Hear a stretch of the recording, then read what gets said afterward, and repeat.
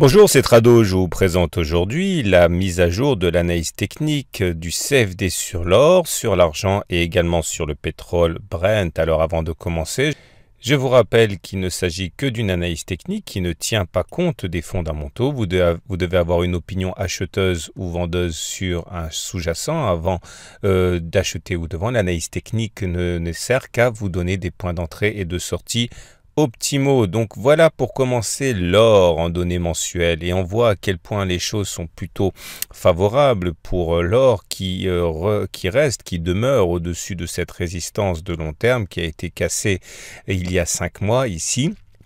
Et tant que l'on se maintiendra au-dessus de cette résistance de long terme fraîchement cassée, eh bien les choses se présenteront sous les meilleurs auspices. On descend d'une unité de temps, on va regarder l'unité de temps hebdomadaire pour constater effectivement que les choses se présentent bien avec des pics qui sont montants, des creux qui sont montants également, et on arrive à repasser au-dessus de la moyenne mobile à 20 semaines dont la pente est haussière. Donc tout cela se présente vraiment bien. Un bémol pour l'Ichimoku, puisque pour l'Ichimoku c'est l'orientation du nuage qui compte, et on voit que pour l'instant en Ichimoku la tendance est neutre puisque le nuage est toujours à plat.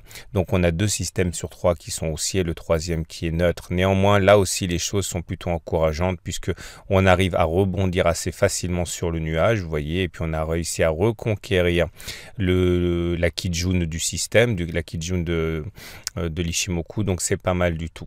Donc ce que je vous propose maintenant, c'est ce graphe en analyse purement chartiste. On voit c'est que nous sommes contenus par une fourchette d'Andrews. La fourchette d'Andrews relie un point haut, un point bas, un plus haut. Donc quand vous avez 3 extrêmes consécutifs, vous pouvez tracer une fourchette d'Andrews. Et on voit que les cours sont venus buter précisément sur le haut de cette fourchette d'Andrews. Si on arrive à passer cette fourchette d'Andrews à la hausse, il n'y a pas grand-chose qui nous empêchera de rallier les 1350 $. Mais maintenant, ces 1350 $ devraient faire résistance puisqu'on voit que les dernières fois que la confrontation a eu lieu avec ce niveau, il y a eu des baisses, que ce soit ici ou encore là.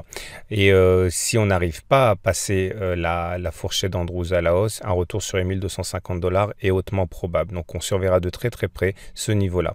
En cas d'échec, il faut se préparer à aller chercher les 1250 $. En cas de passage, eh bien les 1350 $ tendent les bras à l'or. Regardez maintenant l'argent. L'argent qui lui aussi est dans une situation assez neutre. Sur le long terme, avec un graphe en données mensuelles, on voit que nous sommes toujours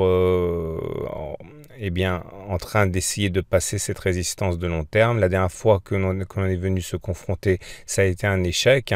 Il faudra bien sûr passer ce seuil avant d'envisager d'aller plus haut. Pour l'instant, on n'a aucune raison de penser qu'on y parviendra dans l'immédiat.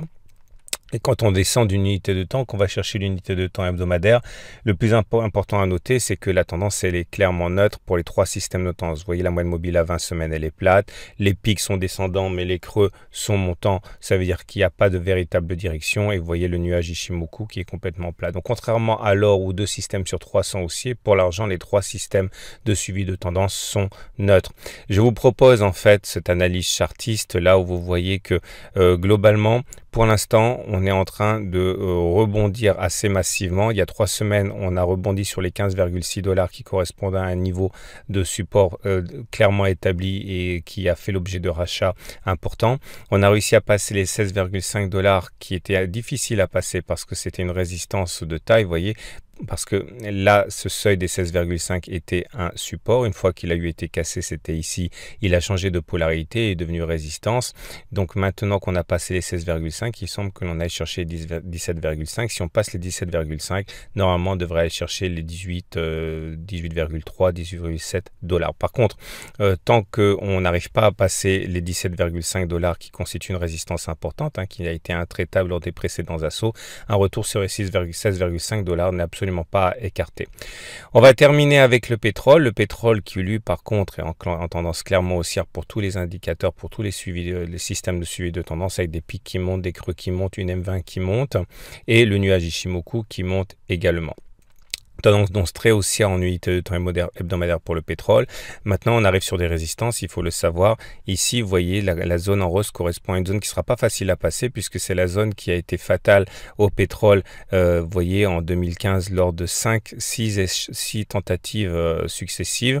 Tant que l'on n'aura pas passé cette résistance qui est comprise entre, on va dire, globalement les 65 et les 70, eh bien, il ne faudra pas s'enthousiasmer. Il faudra vraiment clôturer au-dessus pour libérer un potentiel important.